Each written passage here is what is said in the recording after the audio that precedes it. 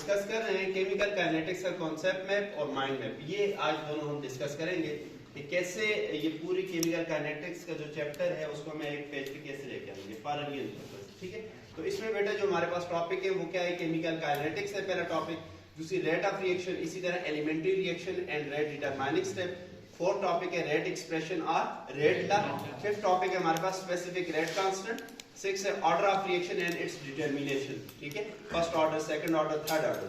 Seven पे rate of role of rate constant in theoretical determination of reaction rate, और number 8 पे हमारे पास factor affecting rate of reaction. Number 9 पे है collision theory, transition state and activation energy, और number 10 पे जो लास्ट टॉपिक है वो हमारे पास क्या है, कैटालिसिस। ये टॉपिक सारे जो है हमने काइनेटिक्स में पढ़े।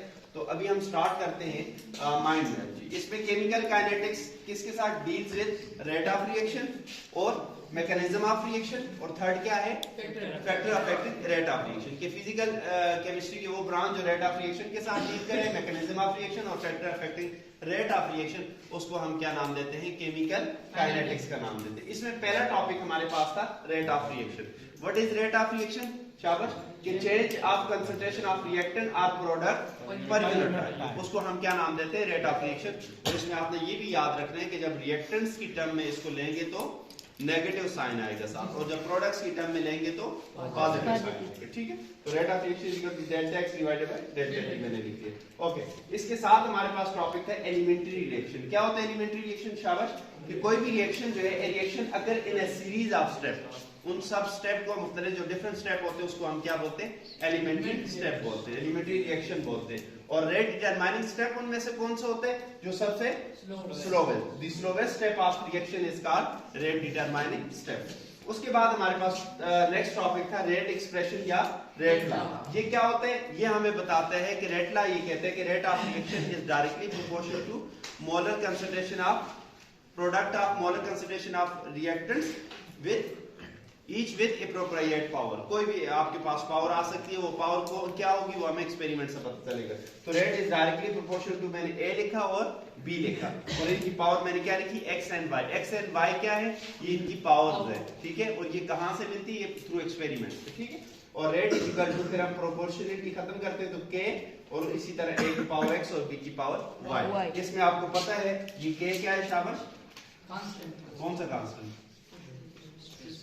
Specific rate constant. और आपके पास x और y को अगर मैं ऐड करूं, व्हाट इज दिस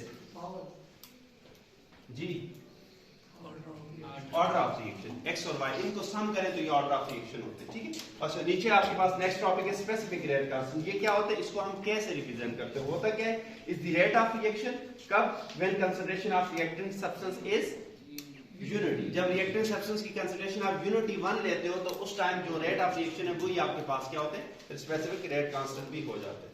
नेक्स्ट हमारे पास टॉपिक था order of reaction. Order of reaction क्या होते हैं, सम ऑफ पावर और exponent of concentration terms of reactants in the rate equation. कि जो आपके पास रेट इक्वेशन है उसमें जो जो रिएक्टिंग सब्सटेंस है उनकी कंसंट्रेशन टर्म्स जो है, उनकी जो पावर है, अगर उसको हम ऐड करें तो वो आपके पास क्या होती है, वो आपके पास ऑर्डर ऑफ रिएक्शन होता है। एक मिनट जरा वेट करें। ठीक है, अच्छा ऑर्डर ऑफ रिएक्शन आपके पास कौन से हो सकते हैं, जीरो ऑर्डर हो सकते हैं, फर्स्ट ऑर्डर, सेकंड ऑर्डर और थर्ड ऑर्डर। सपोज मैं कहता हूं कि कोई हमारे पास रिएक्टेंट ए है और ये कन्वर्ट होके क्या बनाते हैं, प्रोडक्ट्स बनाते हैं, तो इसके लिए जीरो ऑर्डर लिखें, फर्स्ट और सेकंड और थर्ड। तो आप इस तरह लिख सकते हो, जीरो ऑर्डर के लिए क्या लिखेंगे, रेट इज इक्वल टू के, और ए की पावर क्या हो जाएगी, जीरो। ठीक है, और इसी तरह फर्स्ट ऑर्डर के लिए रेट इज इक्वल टू के और ए की पावर 1 या नथिंग, कुछ भी ना लिखो, इसका मतलब 1 है। ठीक है, और सेकंड ऑर्डर के लिए टर्म रेट क्या इक्वेशन बनेगी, रेट इज इक्वल टू के और ए की पावर 2। ओके, थर्ड ऑर्डर के लिए रेट की इक्वेशन बनेगी के और ए की पावर क्या बन जाएगी, 3। ये आपके पास क्या है, ऑर्डर ऑफ रिएक्शन। नेक्स्ट हमारे पास है रोल ऑफ के। के क्या है, rate constant in theoretical determination of reaction rate. तो अगर आपके पास ये रेट इक्वेशन थे, रेट इज इक्वल टू के, और आपके पास रिएक्टेंट्स ए और रिएक्टेंट्स बी, इनकी जो भी एप्रोप्रिएट पावर है। ठीक है, इफ वी नो के, अगर हमें रेट कांस्टेंट का पता हो और इसी तरह कंसंट्रेशन ऑफ रिएक्टेंट सब्सटेंस का पता हो, तो हम क्या कह सकते हैं, रेट ऑफ रिएक्शन जो है वो हम क्या कर सकते हैं, कैलकुलेट कर सकते हैं थ्योरेटिकली।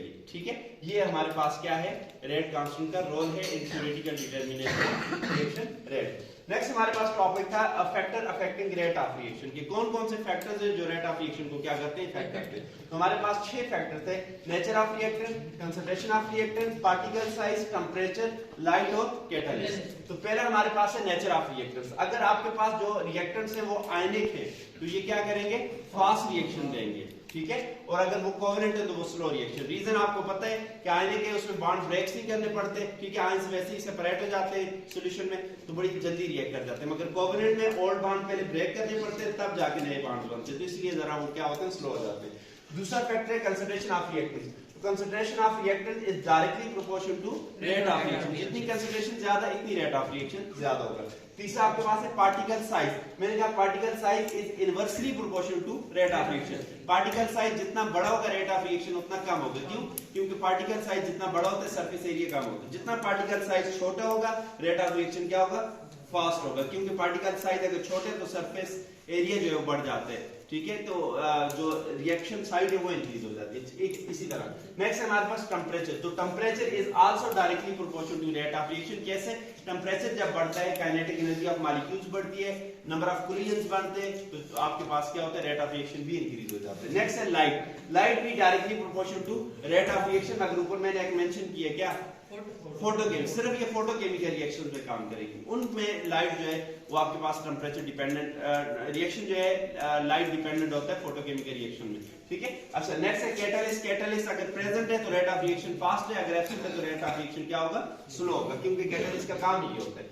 नेक्स्ट हमारे पास जो टॉपिक था वो क्या था, कैटालिसिस। कैटालिसिस मैंने क्या कहा था कि process in which catalyst is used to increase rate of reaction is called catalysis. ऐसा प्रोसेस जिसमें हम कैटालिस्ट को यूज करें to increase the rate of reaction, उस प्रोसेस को हम क्या नाम देते हैं, कैटालिसिस। फिर इसकी डिफरेंट टाइप्स आई थी, होमोजेनियस कैटालिसिस, हेटेरोजेनियस और एंजाइमेटिक रिएक्शन, ठीक है।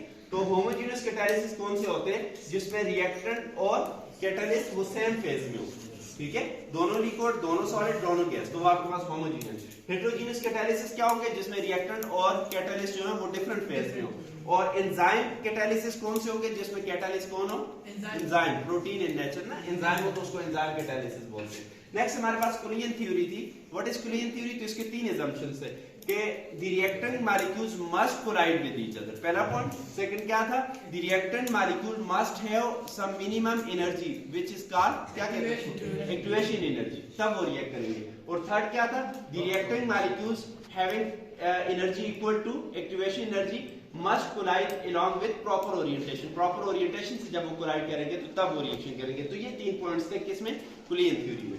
नेक्स्ट क्या है, ट्रांजिशन स्टेट के top of activation energy barrier of potential energy diagram, कि जो पोटेंशियल एनर्जी डायग्राम है उसमें जो एक्टिवेशन एनर्जी का टॉप है उसको हम क्या बोलते हैं, ट्रांजिशन स्टेट बोलते हैं, ठीक है। एक्टिवेशन एनर्जी क्या होती है, energy required to initiate a reaction is called activation energy. और लास्ट में है एक्टिवेटेड कॉम्प्लेक्स। ये क्या होता है जी, species that exist at transition state. Chemical species जो कि ट्रांजिशन स्टेट में एग्जिस्ट करती है इसका activated complex. This is all about